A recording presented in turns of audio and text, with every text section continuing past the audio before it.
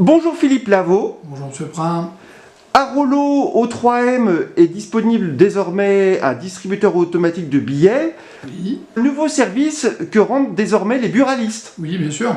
C'est la Confédération des buralistes, donc notre siège, on va dire national, qui est à Paris, puisqu'on a une représentation départementale. Moi, je représente donc le département du 80 de la Somme, la fédération. Et donc au niveau de la Confédération, ils ont négocié ça avec le transporteur de fonds Loomis, et ils ont mis en place les distributeurs qu'on appelle WeCash. WeCash, donc WeCash, ce sera des DAB. Donc là, ils sont au nombre de 25 déployés en France.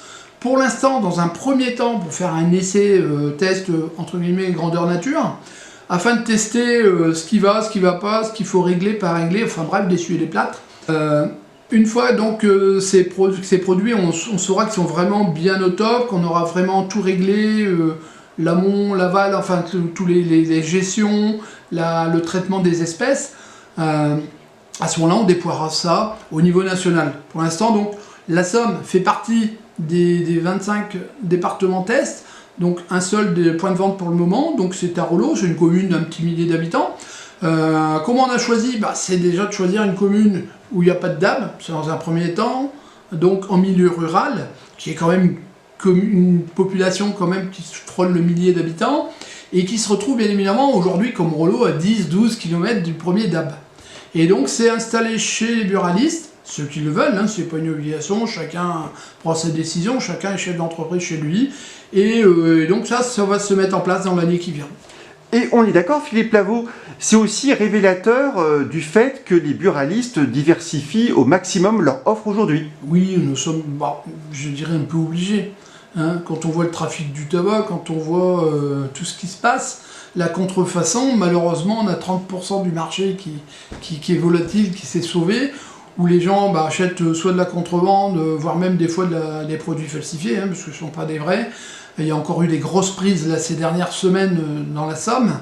Et donc, nous tous, chefs d'entreprise, on est familles souvent, hein, bien souvent des affaires familiales. On investit toutes nos énergies dedans, nos économies. Et c'est quelque part notre finalité pour avoir une retraite plus tard. Et donc, ce qu'il faut, c'est bien évidemment, c'est tenir ses affaires en vie, mais en même temps, je crois que qui vous trouvez souvent dans les communes reculées au niveau rural, c'est souvent le dernier qui reste des commerces. Alors c'est pas forcément le cas à Rollo pour l'instant, et tant mieux. Souvent c'est le bar tabac qui reste. Et donc à partir de là, il se multiplie d'activités. Hein. Bien évidemment le tabac, les jeux, ça on fait partie, la presse. Mais aujourd'hui on fait la carte bancaire avec le compte nickel, hein, on ouvre des comptes. On va donc maintenant les DAB, on va prochainement faire les tickets de la SNCF pour des endroits bien sûr où il y a une gare et des endroits où malheureusement il n'y a plus de personnel dans ces gares, mais ça c'est la SNCF qui va décider des endroits d'implantation.